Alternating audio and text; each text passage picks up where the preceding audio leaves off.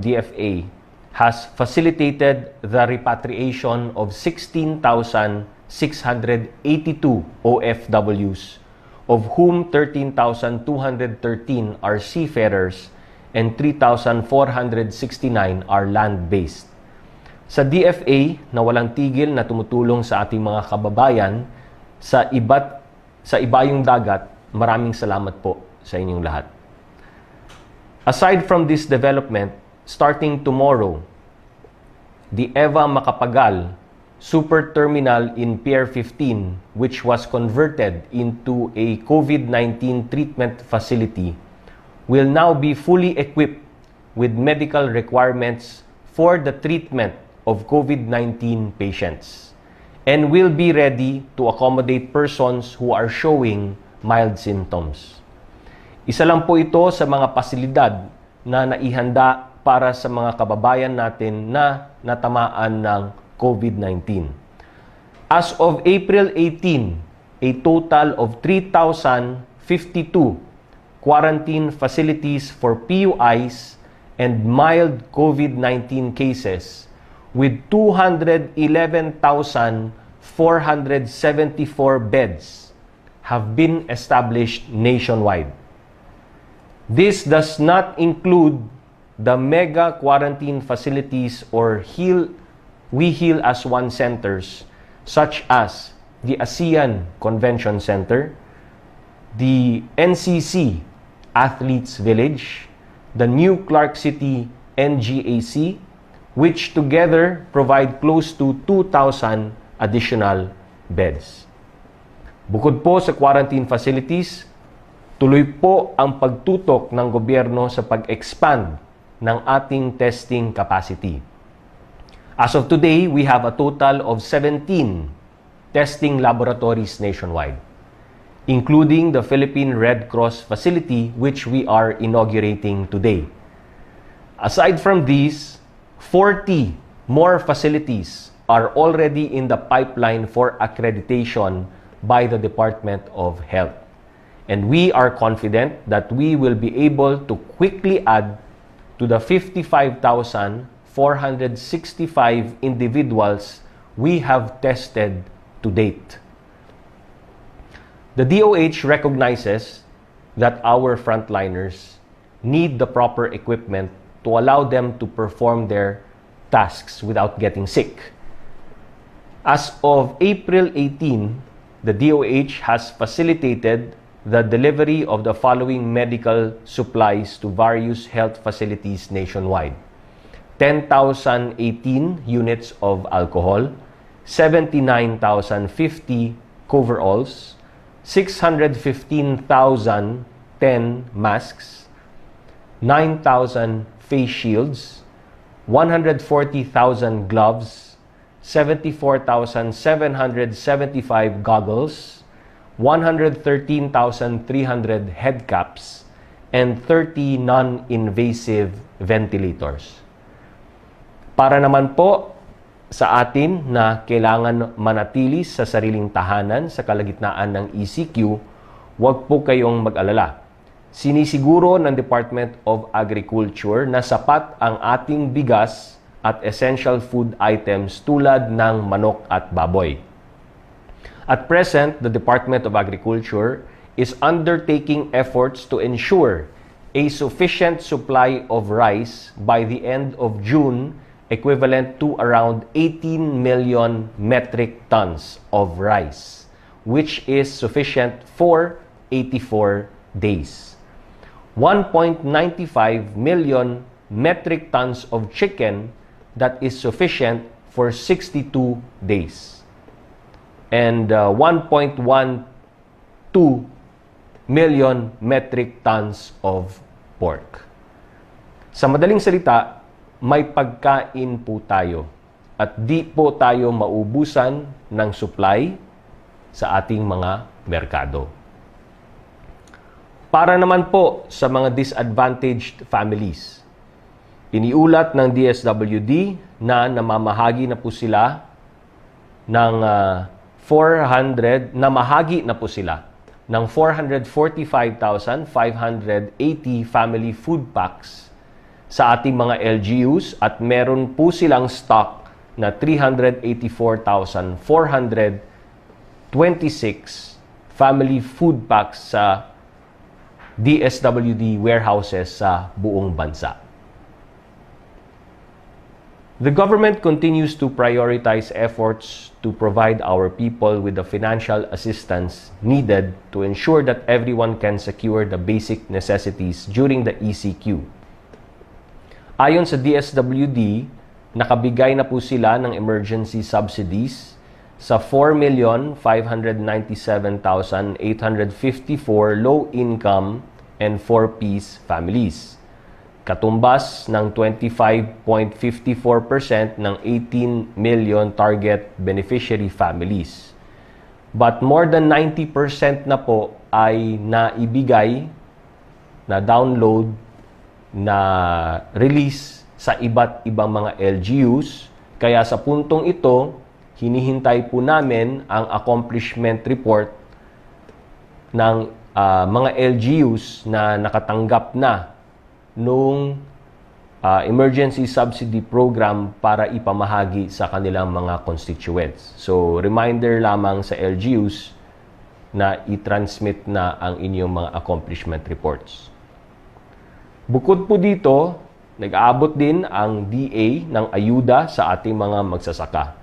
Batay po sa report nila, nabigyan na po ng financial subsidy for rice farmers ang 52,043 na magsasaka, habang ang rice farmers financial assistance ay napaabot na sa 438,207 na magsasaka.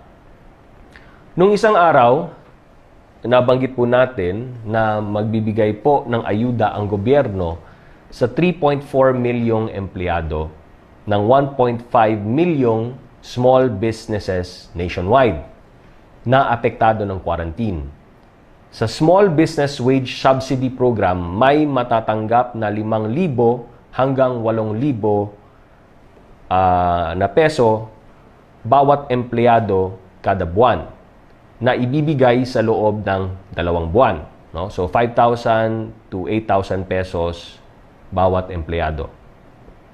Pagkatapos po natin i-announce ito, the Department of Finance says that it has informed 124,606 small businesses that they are pre-qualified for the program.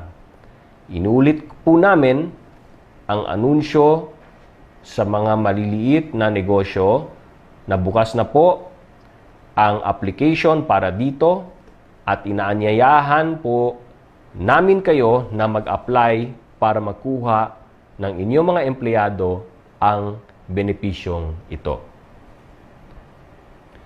Lately, there have been reports that the government plans to strictly enforce the ECQ in order to contain the COVID-19 outbreak. These are measures that are being adopted in order to ensure that the irresponsible behavior of a few does not threaten the welfare of the majority that have followed the ECQ, and the stringent social distancing guidelines enforced by government. To date, the Philippine National Police reports that there have already been 130,177 ECQ violators. 30,366 of them were arrested, while the MMDA informs us that they have apprehended 2,740 drivers of private vehicles who have violated social distancing rules.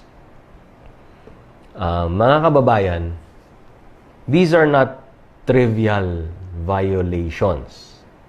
Napakalaki po ng epekto ng mga paglabag na ito. Every time an individual violates ECQ guidelines, he or she chooses to become a health threat to those who abide by it. Sa bawat pagkakataon ng paglabag sa ECQ, ang isang individual ay nagiging banta sa buhay ng mga kababayan nating sumusunod sa mga patakarang ito. Kahapon po, may 200 na bagong kaso ng COVID-19 for a total of 6,459 cases. May 19 na pumanaw dahil sa sakit na ito for a total of 428 deaths. May 41 naman na nakarecover sa COVID-19, bringing the total number of recoveries to 613.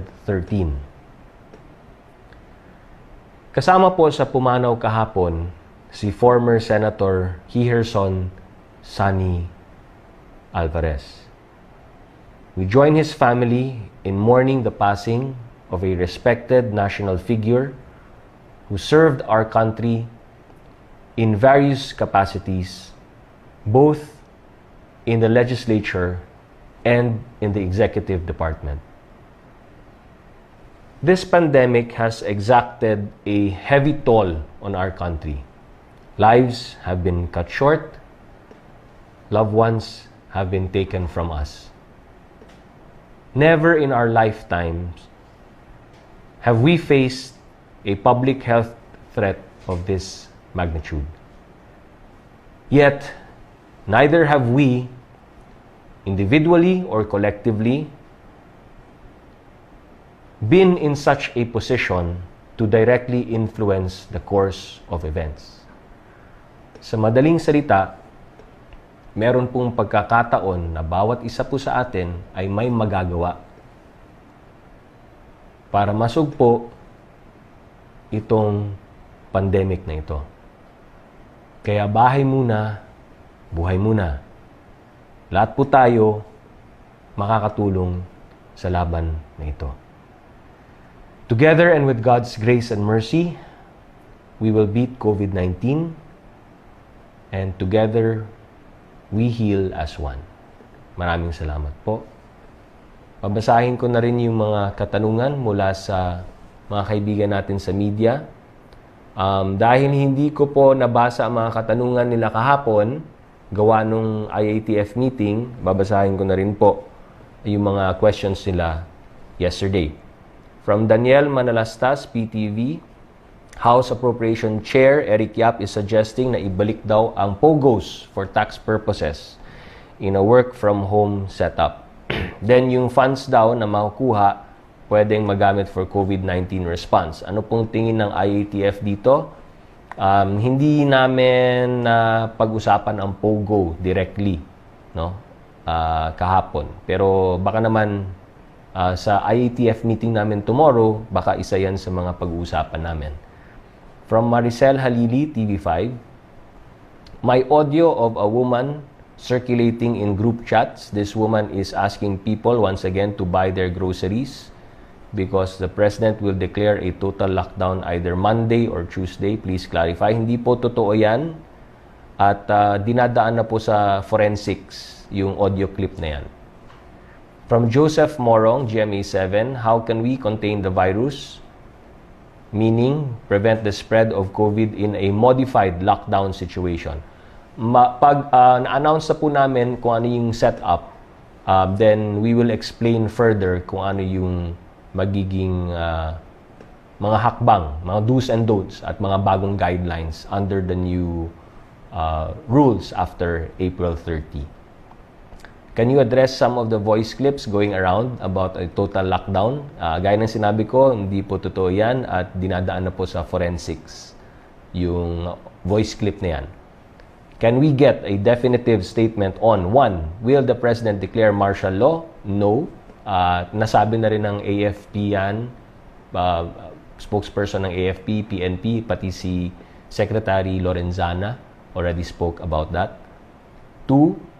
Is a total lockdown in the radar screen of the Iatf? No, hindi namin pinag-usapan yung wala kasi sa vocabulary namin yung total lockdown, 'di ba? So even ang discipline naman namin sa Iatf is quarantine, no? community quarantine, modified or enhanced, or general community quarantine. So we never use yung lockdown. Will the IATF agree to lift the liquor ban as asked by liquor makers in the country? Hindi namin, sa totoo lang, hindi namin napag-usapan yan kahapon. But again, may meeting kami tomorrow to further discuss yung anong mangyari after April 30. So, maaring mapag-usapan namin yan or hindi. So, tingnan natin.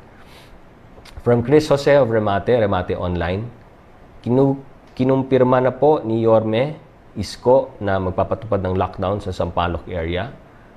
Ito po kasi ang lugar na may mataas na kaso ng COVID. Wala pa pong specific date dahil masusi pa raw itong pinag-aaralan ng mga otoridad sa ITF po. Na pag-usapan niyo po ba ang ganitong hakbang na pagpapatupad ng total lockdown sa distritong may mataas na kaso ng COVID? Kailangan po bang makipag-coordinate ng LGUs na magpapatupad ng lockdown sa area ng kanilang nasasakupan gaya po ng pamunuan ng lungsod na Maynila sa IATF bago po ipatupad ito? Ano po ba ang mga basihan o reasons bago po makapag-implement ng total lockdown sa isang lugar? Okay, so instead of talking about lockdown, no, sa gaya ng sinabi ko, ang disiplina naman namin sa IATF is we talk about quarantine. So sa pag-enforce sa mga quarantine, isa sa mga pinag-uusapan namin sa IATF is gagawa kami ng mga panibagong guidelines, no? Subject of course to the approval ni Pangulong Duterte. At kasama sa mga guidelines na yan, kung ano yung magiging triggers para sa iba't ibang mga LGUs para iakyat yung quarantine level nila, no? So something to that effect. Kaya pagdating po dun sa kung barangay per barangay, isa rin yun sa mga maaari namin bigyan ng mga parameters or yung mga tinatawag nga na triggers para i-enhance yung community quarantine posible dun sa mga localities na yan down to the barangay level, no? So that's also one option na tinitingnan natin. Ngayon na dahil wala pa po yan, naintindihan naman po namin na yung kalagayan ng City of Maynila, no, under kay Mayor Isko. So, tama po yun. Dapat, number one, makipag-coordinate siya sa DILG para maayos yung pag-implement ng anuman mga measures na gustong implement ng City of Manila. Number two, that already goes down to the implementation, no? So, pagdating sa implementation ng mga directives or policies ng IATF, yung chief implementer po yung dapat makipag-ugnayan din po sila.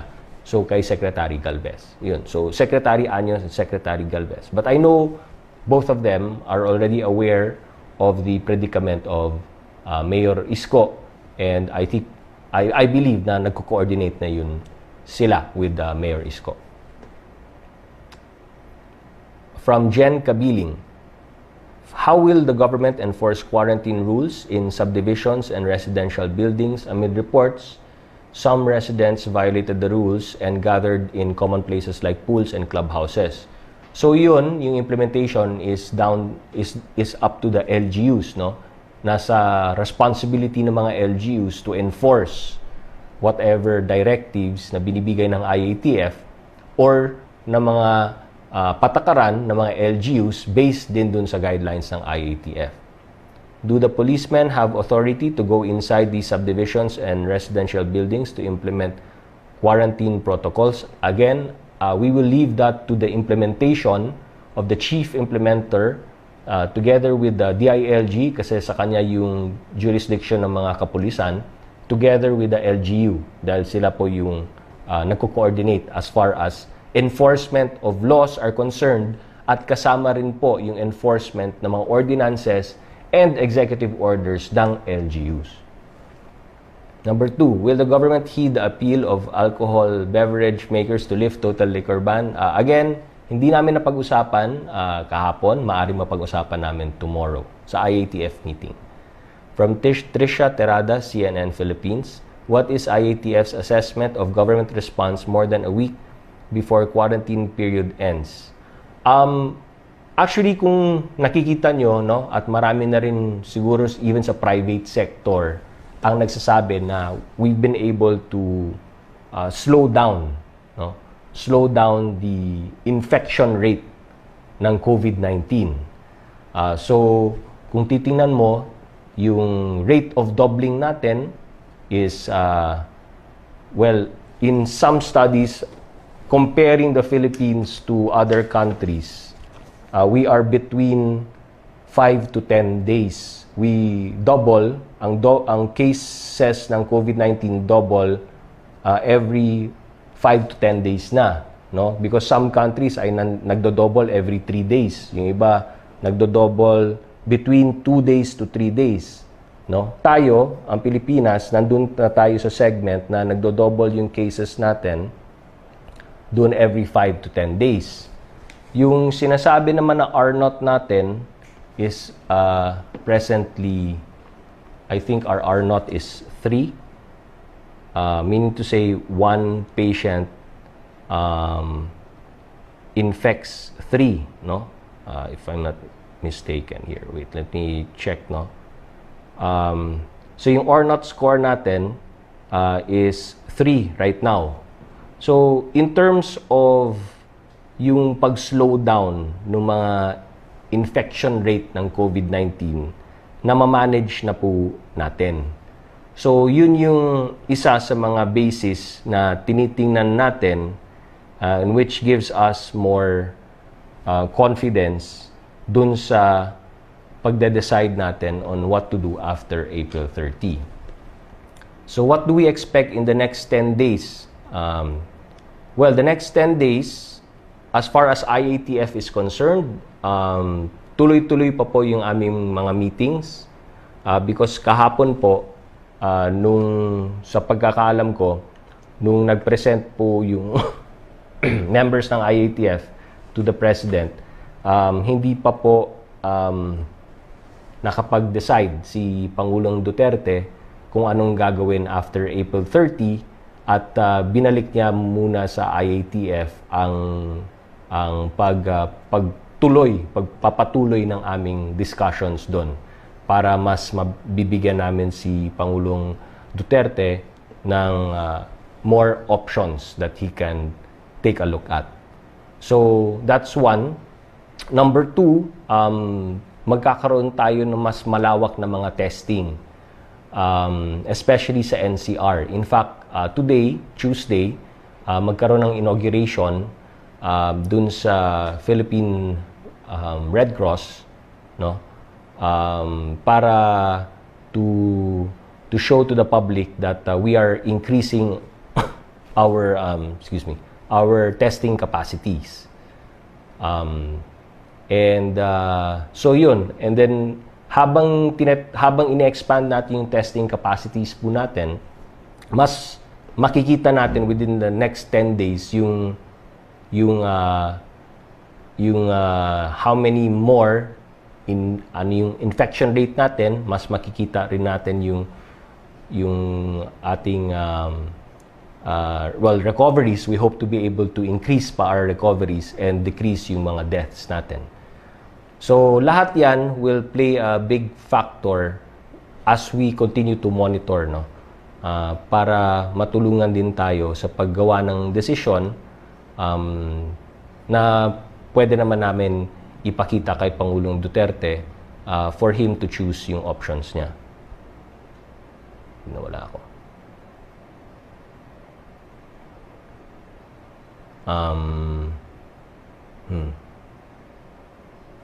Sorry. How is mass testing going? Like I said, i-expand pa natin yung ating testing.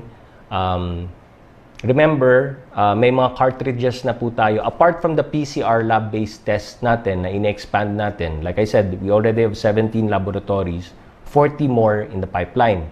Number 2, dumating na po yung sa Gene Expert na cartridges natin, which is a lab-based test, pero ang turnaround time is 45 minutes. So, mas mabilis yun. And we have some laboratories already that are equipped to be able to conduct the Gene Expert. Number 3, yung UP NIH, Manila Health Tech, na local testing kits natin na PCR lab-based is also already ongoing. Tapos na yung nabigyan na yata sila ng FDA, tapos na yung or kino-conduct na yung field implementation, no? And then they're ready to roll out 94,000 more tests. And then number 4, yung bagong guidelines natin dun sa rapid antibody testing. So with that, with those 4 measures in place already, mas ma-expect natin na mas maging expanded na yung testing natin using 4 different tests, no? Okay. From Henry Uri, maaari po bang hatiin ng mayor o barangay chairman sa dalawang pamilya ang halagang matatanggap under SAP? No, kasi pag inaudit yan at dinalidate ng DSWD at inaudit ng COA, magkakaproblema po kayo, lalo na yung mga LGUs. From Arian Meres, ABS-CBN News Online, what did the IATF recommend to President Duterte for the post-April 30 scenario? How did he respond? Gaya ng sinabi ko, una-una, hindi pa namin totally pwedeng i-reveal ang lahat, no? Kasi it's still undergoing study, kumbaga. So, siguro, ang pwede ko na lang sabihin sa ating mga kababayan, syempre, ang sabi ko nga, ang binigay kay Pangulong Duterte are several options. Okay. Yung several options na yon, syempre, titingnan natin in terms of, sabihin natin, pag-modify. Okay. If we modify it, you have to look at several factors. No? Modifying in terms of geography, location. So, some areas, provinces, doing much better than others. In terms of, dito sa mga probinsya na yan, wala namang cases ng COVID-19. Sa mga set ng provinces na to, meron pero very manageable, kukonti lang. Sa set ng provinces na to at mga lugar na to, medyo ito dapat bantayan natin. Kasi hindi pa natin, masyado pang marami at may threat pa ng COVID-19. So, that's one. Number 2, yung in terms of age, di ba? Ito yung mga most vulnerable sectors of society. Age and health, no? Ito, hindi sila vulnerable in terms of age, pero meron silang mga comorbidities, meron silang mga sakit, meron silang mga health conditions, di ba? So, that's also another option na titingnan mo. Then, the next option is yung sa industries. Ito mga industries na to, pwede natin ma-manage yung social distancing, hand washing, etc. etc. Itong mga industries na to, mahirap magkaroon ng social distancing dito because by the nature itself of the industry or the business, hindi talaga pwede. Kahit anong gawin natin, hindi natin ma-manage. Okay. And then, the next one is, okay, sa mga industries na kaya nating i-manage, what sort of workforce is manageable for us? Diba? So, 30% ng workforce, 50% ng workforce, yung iba is work from home ang arrangements, o yung nature ng negosyo or ng industry, pwede bang lahat work for home? So, may ganyan ding option na tinitingnan. Diba? And so ito yung mga iba't ibang mga options na pinag-usapan ng masinsinan ng aming IATF. So bawat miyembro ng IATF may kinontribute sa discussion, may mga inputs sa discussion, etc. etc. At the end of the day, since nandito yung mga sets of options natin, yung small group mula sa IATF ay pumunta kay Pangulong Duterte para ilatag yung mga options na yan. So, ang nangyari kagabi is At kami rin sa IATF, ang nangyari kahapon is, sige, ito yung basta ang number 1 na napag-agreehan ng IATF. O sige, we are in agreement that this is the framework that we use. So, okay na kami dyan. We are in agreement that these are the options that we are looking at. Okay, agree na kami dyan. Okay, we are in agreement that we'll present the options to the President. Yes. And we are in agreement that this still needs further discussion and refinement. Yes. So, pagdating kay Pangulong Duterte, pag-present ng ganyan, itong mga options, pero kailangan pa siguro natin i-refine ito at pag-usapan na masinsinan, sinabi ni Pangulo, okay, balik nyo muna sa IATF, usap kayo ulit, and then come back to me again kung ano yung napag-desisyonan ninyo or napag-agrihan ninyo at yung mga output ninyo. So, yun ang naging discussion.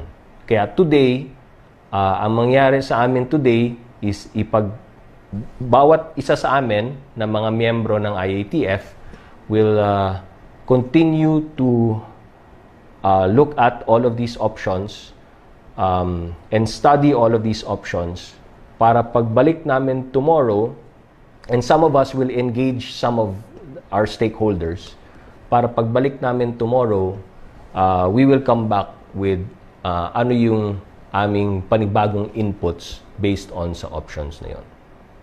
So basically, yun ang mangyayari sa atin tomorrow.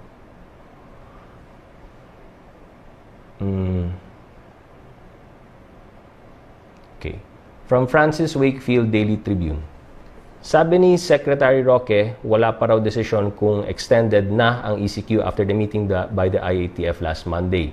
Ano yung naging contentious points doon sa naging meeting kahapon? Yung isa ko pa palang nakalimutan, yung sa transportation din pala. So sa transportation, isa rin yan sa mga napag-usapan namin. What sort of transportation na pwede tayong mag-regulate and ensure social distancing? Ano yung mga types of transportation na mahirapan tayo? So isa rin yun sa mga options na tinitingnan natin. Madugo nga ba talaga?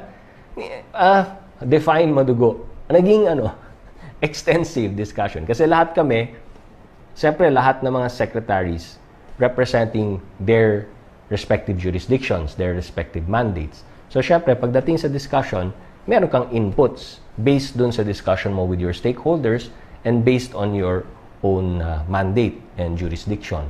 Kaya hindi naman madugo, but it was a very extensive discussion at lahat ng mga inputs na maaring ibigay ng bawat isa ay nabigay naman pero bitin pa rin, no? Kaya we have to do another round of discussions kasi I feel marami rin ang hindi pa natin na put into the equation. Kumusta yung naging meeting with PRRD with the former health secretaries and experts? Actually, wala po ako doon, but you can probably ask the question to Secretary Roque. Is the President already leaning to the extension of the ECQ or modified na nga or need more time pa to decide?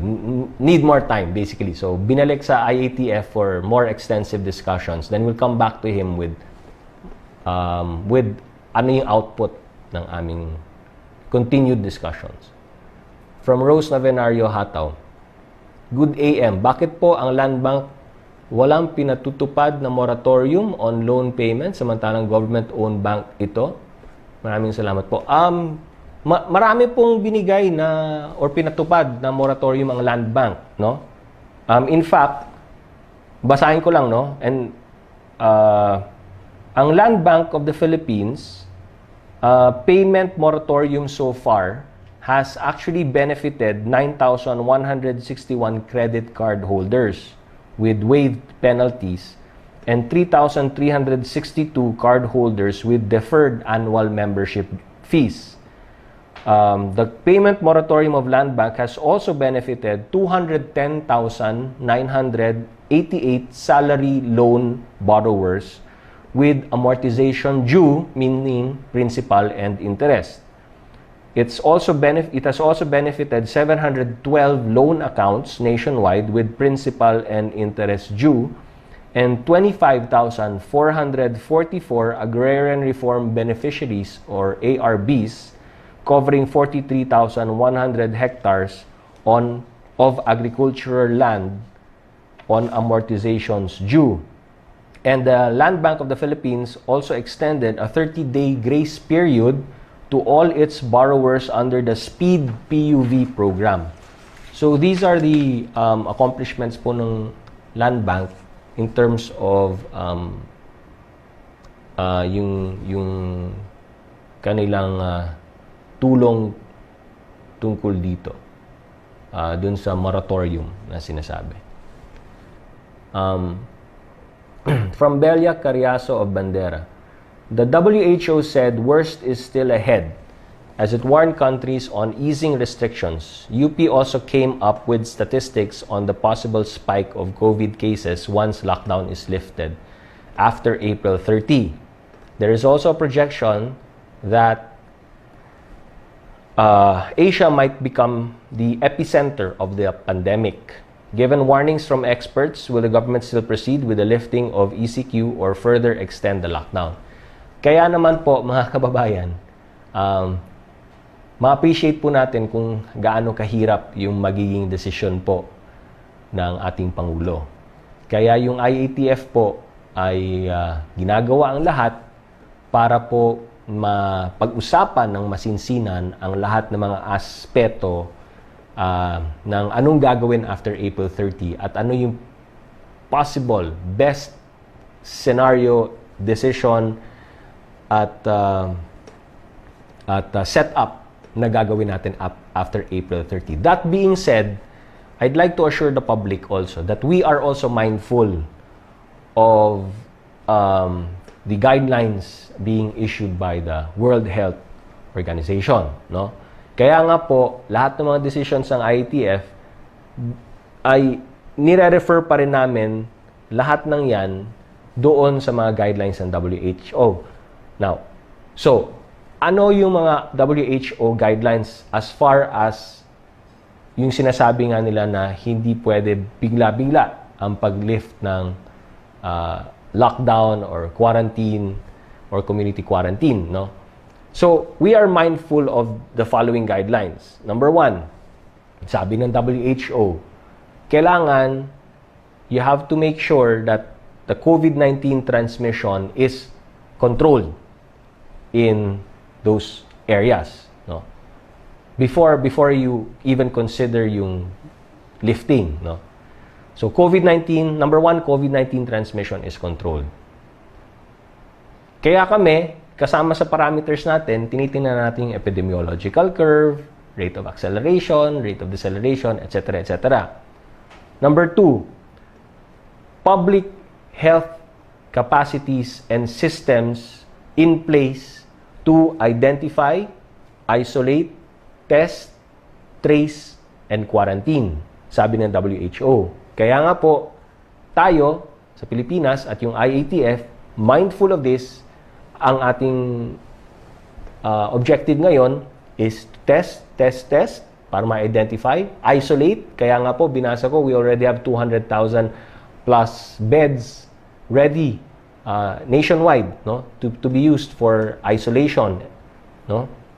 So identify, isolate, test, trace. So yung contact tracing na ginagawa po natin, as soon as nagkakaroon po tayo ng identification ng COVID-19, agad yung PUIs at PUMs natin na identify natin, tinetrace natin, tapos tinetest din natin sila, then we isolate agad.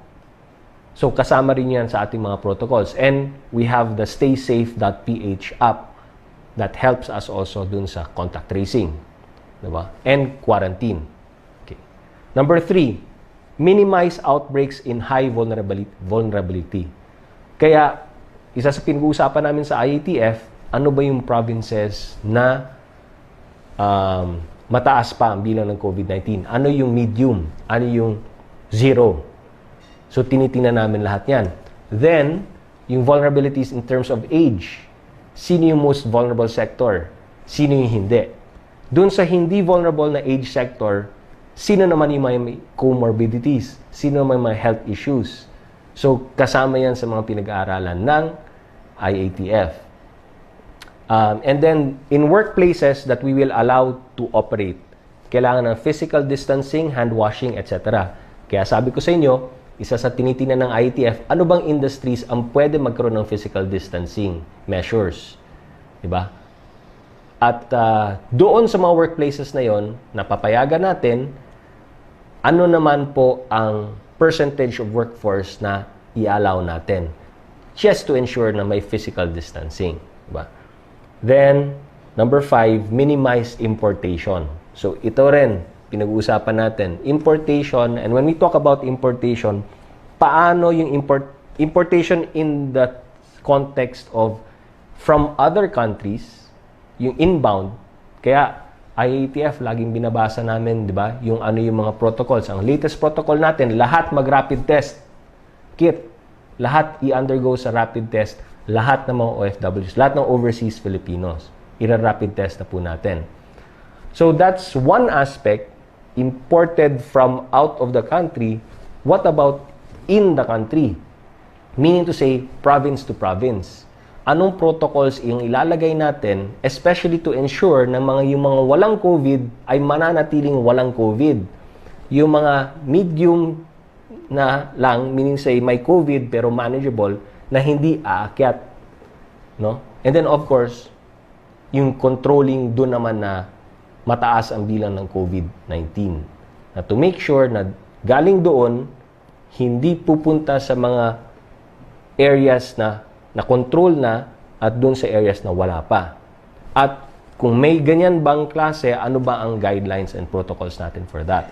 And then lastly, sabi ng WHO, ensure that communities are engaged. Kaya nga po, meron tayong inatasan na technical working group sa IATF. The Technical Working Group on Anticipatory and Forward Planning. And they are set to present to us, the IATF, tomorrow, yung kanilang various surveys. No? Consumer survey, their business survey, their agriculture and fishery survey, and their survey on the definition of the new normal. So based on their surveys, syempre, tinanong nila ano ang inputs ng iba't ibang mga sectors, the consumer sector, the business sector, the agriculture and fishery sector, and a general survey on what our people feel should be the new normal. At that's part of the community engagement that we have. Then each and every department secretary also are engaging their own stakeholders. And ang utos rin sa amin today is to continue that engagement to get more inputs from our different stakeholders para pagdating ng IATF meeting tomorrow, what we will be bringing into the table tomorrow would be the inputs from various stakeholders all across the country. Okay. From Joseph Morong, GMA 7. What was the recommendation of the small group tasked by President to study post-April 30 scenarios? Nabagit ko na po. Of the 5 factors that you mentioned that would be considered in the post-April 30 scenario, what were the main concerns, issues that dictated the recommendation? So, to put context sa katanungan ni Joseph Morong, naalala niyo meron tayong 5 parameters, di ba? Yung epidemiological curve, yung health capacity natin, social, economic, and security factors. So, yung security factor, pag-usapan din namin yan tomorrow kasi hindi masyado namin na-discuss yan kahapon. So, tomorrow, they will make the presentation. But all these other 4 factors, syempre, napag-usapan lahat yan. And all those 5 parameters, we also compare that with the WHO guidelines. So, sama-sama lahat yan. Ang question was, ano yung concerns and issues? Well, yung sa epidemiological curve, syempre, gaya ng sinabi ko,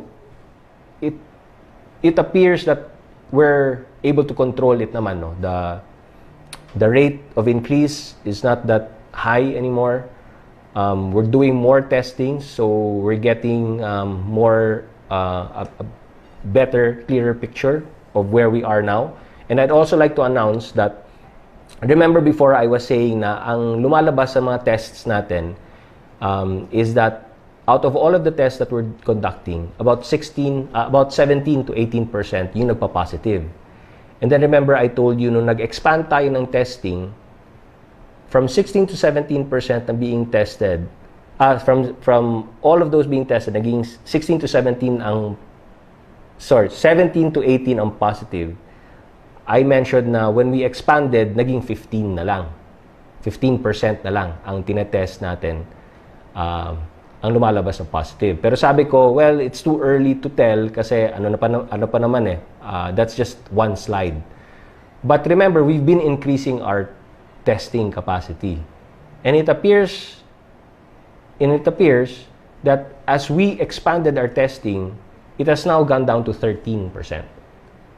So that's also an indicator somehow na the more we expand our testing, from 18 naging 17, from 17 naging 15, then from 15 naging 13% lang ang positive sa COVID-19.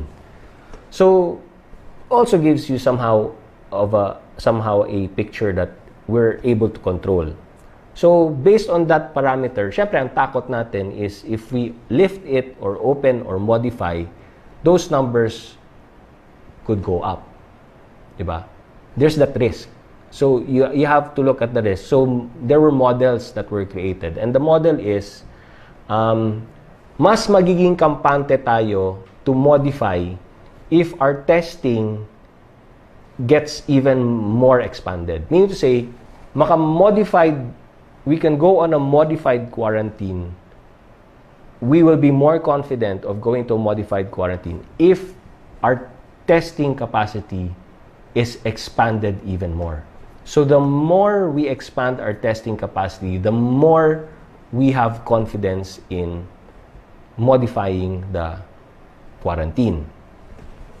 Next is yung sa health capacities natin. So, binilang natin how many beds, how many ICU beds we have, how many ventilators we have, how many hospitals we have all over the country, and how many health workers we have.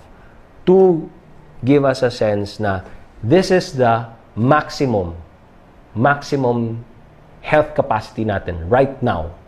And we have to put in the model, ensure that when we create the model, yung peak natin will not hit our maximum health capacity. In fact, kailangan may may buffer ka pa. So, that was the discussion dun sa second parameter. Then, of course, yung economic parameter, yung sinabi ko na, no? Yung what industries will open, transportation, how much percentage of the employment. And then yung sa social factors naman is, okay, ano ang magiging social health or response natin to those, number one, yung industries that we will allow to operate. Yung employees nila doon. Siyempre, makakatrabaho na sila, so meron na silang kikitain. What do we do now with those na hindi pa pwede mag-operate? What do we do now with those na hindi pa pwede magtrabaho? So, discussion din natin yun.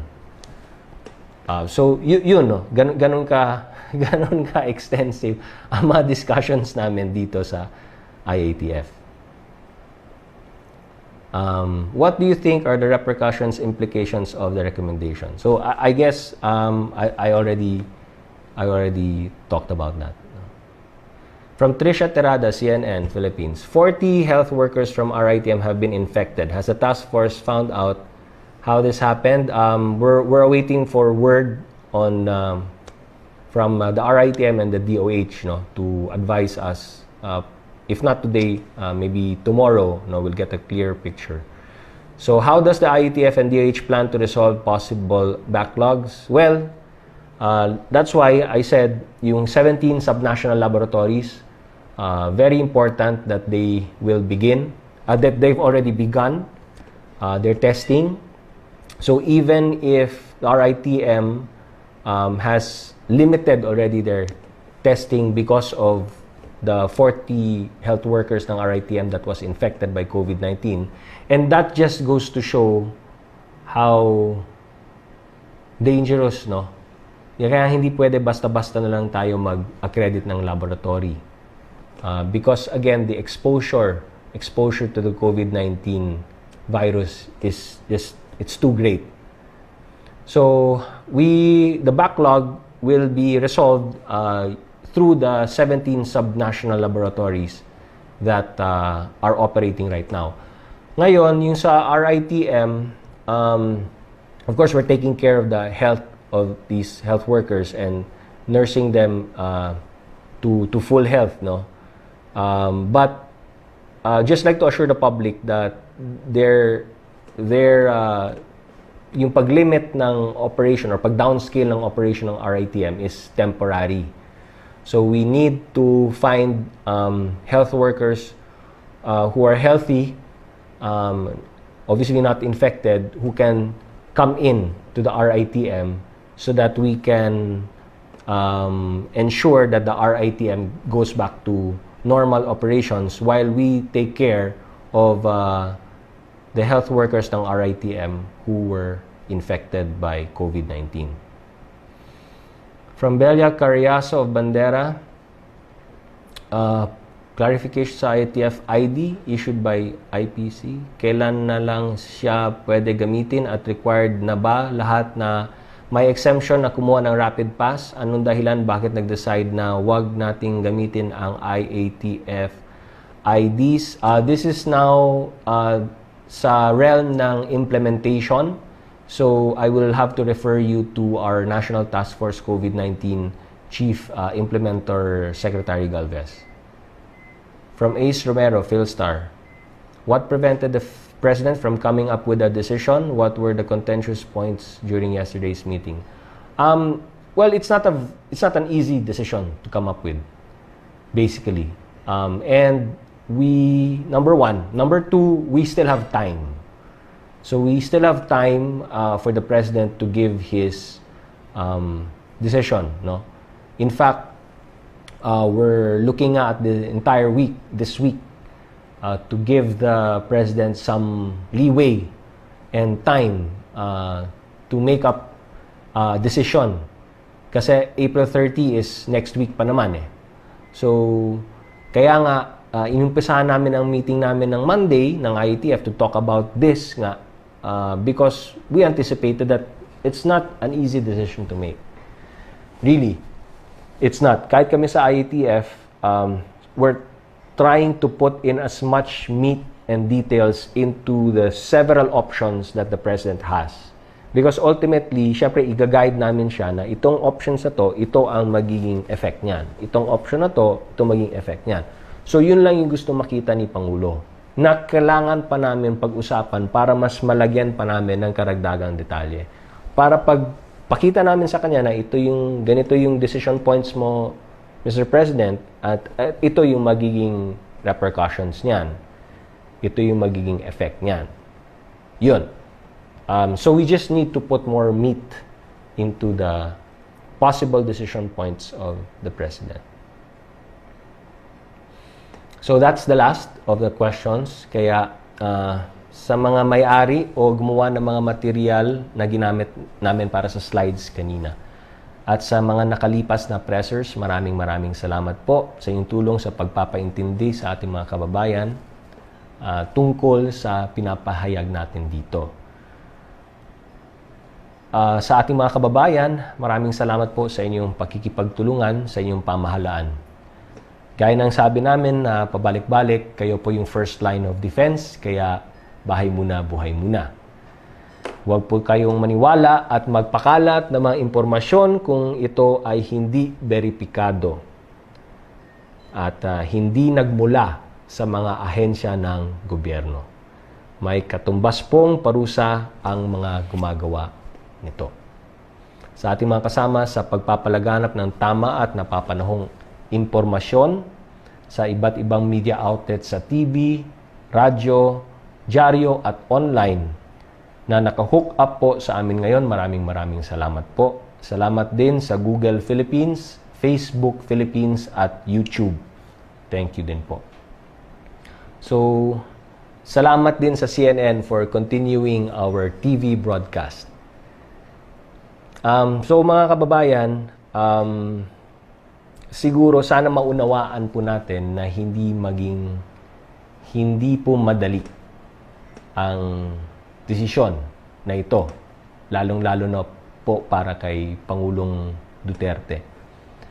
Kami sa Iatf, maging kami, ay syempre kailangan pa namin ng panahon pa para pag-usapan pa po ang lahat ng mga options na available po para sa atin.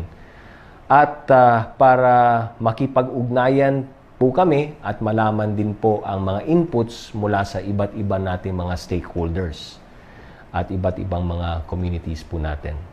So, konting panahon na lamang po ang hinihingi namin sa inyo para talagang masinsinan na mapag-usapan namin ito sa Iatf para mas guided po si Pangulong Duterte pag ibinigay na po namin sa kanya ang ibang options na pwede niyang pagpilian.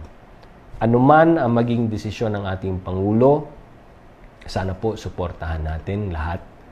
At itong mga desisyon na ito, hindi man madali, pag na-desisyonan na rin naman po, ay meron din po naman tayong mekanismo na kung makita natin na kailangan mag-adjust po tayo, pagdating ng panahon, tulad ng kung sa ibang areas ay sisipa yung numero, tataas yung numero, ay dapat mabilis din po yung action natin dun sa mga areas na yan. Ang importante po ay unang-una na habang ginagawa po natin ang lahat na makasurvive dito sa pandemic na ito, ay kailangan gawin na rin po natin ang nararapat para makasurvive din po ang ekonomiya ng ating bansa. At ang ating mga kababayan na pwedeng magtrabaho ay mabigyan ng pagkakataon na magtrabaho, kumita at magpakain ng kanilang pamilya. So ito po yung delicate balance na kailangan natin pag-aralan pa ng mas malalim at mas masusing pag-aaral at pag-uusap. Kaya konting panahon na lamang po ang hiningi namin sa inyo. Kaya in the meantime, mga kababayan, let's follow all the rules and regulations ng ating gobyerno dahil ginagawa namin ang lahat ng ito para sa proteksyon ninyo at sa kaligtasan ng inyong mga mahal sa buhay. Maraming salamat po. Amping kanunay, padayon ta sa atong pag-ampo. Maayong buntag, daghang salamat sa tanan.